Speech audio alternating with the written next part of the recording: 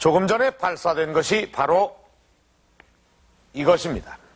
이 이름은 주화, 날아가는 불이라는 뜻인데, 이 주화가 얼핏 보기에는 화살처럼 생겼지만 화살은 결코 아닙니다.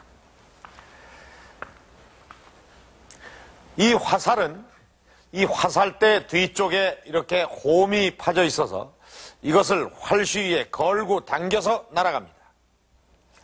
그러나 주화는 그러한 홈이 없습니다. 그렇다면 어떻게 해서 날아갈 수가 있는 것일까요?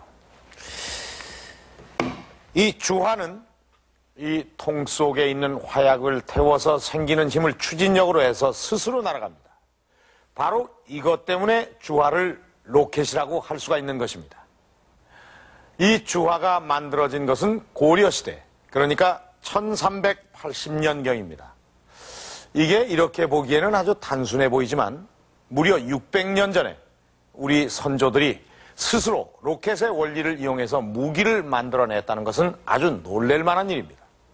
그럼 이 주화가 어떻게 해서 스스로 날아갈 수 있는지 그 비밀을 풀어보겠습니다.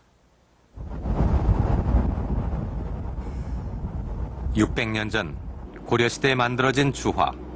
주화의 유물은 현재 남아있는 것이 없다. 그러면 주화의 비행 원리는 어떻게 알아낼 수 있을까? 대전에 있는 한국항공우주연구소. 고려시대에 주화라는 로켓 무기가 있었다는 사실과 함께 그 비행 원리를 밝혀낸 사람. 최연석 박사. 그는 한국항공우주연구소에서 로켓을 개발하는 로켓 전문가다. 그가 주화의 비행 원리를 밝혀낸 실마리는 바로 국조 올해 설예의 병기도설이었다. 조선시대 세종 당시 간행된 이 책에는 여러 화약무기 설계도와 제작 방법이 자세히 기록되어 있다.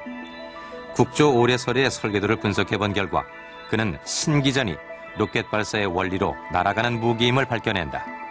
그리고 이러한 로켓 무기가 세종시대 훨씬 이전에도 있었음을 알게 된다. 세종 30년 이전에는 우리나라에 로켓가 없었느냐 하는 거를 제가 찾아보기 시작을 했습니다.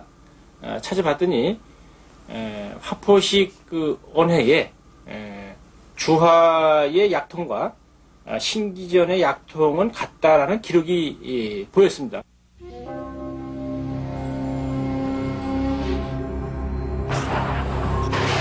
신기전처럼 로켓 원리를 이용해 만들어진 주화.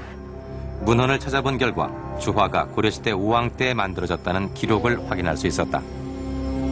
그러면 주화는 어떻게 스스로 날아갈 수 있었을까?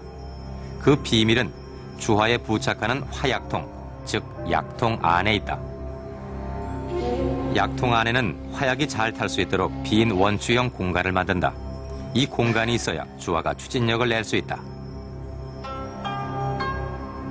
이 주화가 날아가기 위해서는 어느 정도 크기의 그 추진력을 만들어내야 되는데, 추진력은 바로 이 약통 속에 만들어지는 그 공간의 그 크기에 따라서 추진력의 크기가 결정이 된다. 그리고 추력을 작용하는 그 방향도 역시 또 결정이 됩니다. 화약이 탈 수 있는 약통 내부의 공간은 반드시 정해진 크기대로 정밀하게 만들어야 한다. 국조 올해 설에는 이 약통 안의 공간을 만드는 방법까지 지시하고 있다. 이때 약통 안에 있는 공간의 크기 못지않게 중요한 것은 약통 구멍의 크기이다. 구멍 크기 또한 정밀해야 한다. 구멍을 통해 화약을 태운 연소가스가 빠지며 추진력을 내기 때문이다. 국조 올해 설에는 약통 밑에 뚫려있는 구멍의 크기까지 정확하게 정해두고 있다. 소주화의 경우 구멍의 크기는 1푼 3리. 여기서 리라는 단위는 0.31mm. 대단히 정밀하다. 이렇게 구멍 크기를 정밀하게 지시하는 것에는 이유가 있다. 이 구멍의 크기가 로켓의 성능을 좌우하게 되는 것이죠. 예를 들어서 구멍이 너무 크게 되면은 이 약통에서 빠져나오는 그 화염이 세지를 못해가지고 멀리 날아가지를 못하고, 또 구멍의 크기를 너무 작게 해주면은 이 속의 압력이 커져가지고 이 통이 폭발해서 사용을 못하고 그렇게 되겠습니다. 즉 약통 안에 채워진 화약이 타들어가면서 내부의 원추형 공간에서 고압의 가스를 발생시킨 다음 그 가스가 구멍을 통해 빠져나간다. 현대의 로켓과 그 발사 원리가 같은 것이다.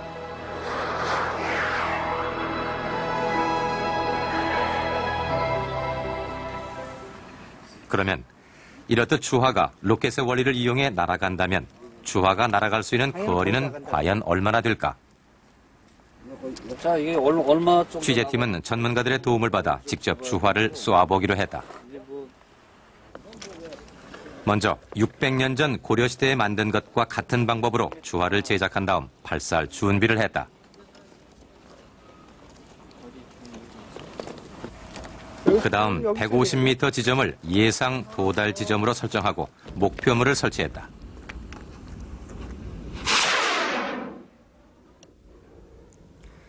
주화는 목표물을 넘어 훨씬 멀리까지 날아갔다.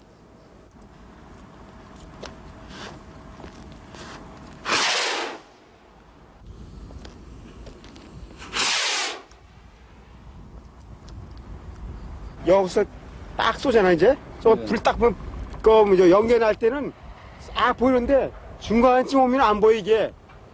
그리고 싹 지나가고 가만히 들어보면은 탁 떨어지는 소리 듣고서 이제, 쫓아가면 그 몇 메다에 나온다고. 한 몇 메타 나온 것 같아요. 250에서 280. 주화의 사정거리는 250에서 280m. 이것을 역시 멀리 있는 적을 공격하는 활의 사정거리와 비교해봤다.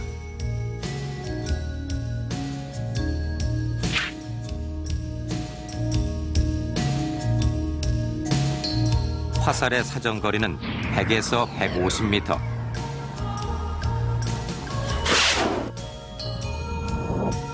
사정거리가 250m를 넘는 주화는 화살에 비해 사정거리를 획기적으로 연장시켰던 것이다.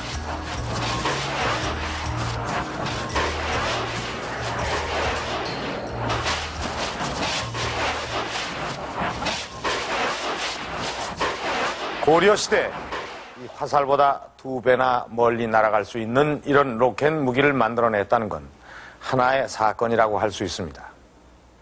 이 주화가 등장하기 전까지만 하더라도 이 전투가 벌어지면 일반적으로 화살이 주 공격 무기였고 최후로는 창과 칼로서 맞붙어 싸우게 마련이었습니다. 이런 전투에서는 사정거리가 먼 무기를 보유하는 것이 전세를 유리하게 이끌어갈 수 있다는 것을 의미합니다. 이것은 현대전에서도 마찬가지입니다.